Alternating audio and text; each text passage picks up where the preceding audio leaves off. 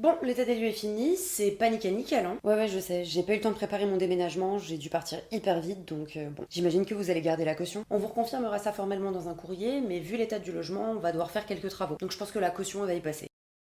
Je viens de recevoir votre courrier, vous réclamez 1 200 € en plus de la caution. Oui, on en avait parlé pendant l'état des lieux, hein. L'appartement était plutôt très dégradé. D'accord, mais pour ça vous avez la caution, vous l'avez gardée, j'ai rien dit, mais vous n'avez pas le droit de me demander de l'argent en plus, et surtout pas 1 200 €. Ah bah si, quand le dépôt de garantie suffit pas à couvrir les dépenses pour remettre le logement en état. Heureusement qu'on peut réclamer la somme qui manque.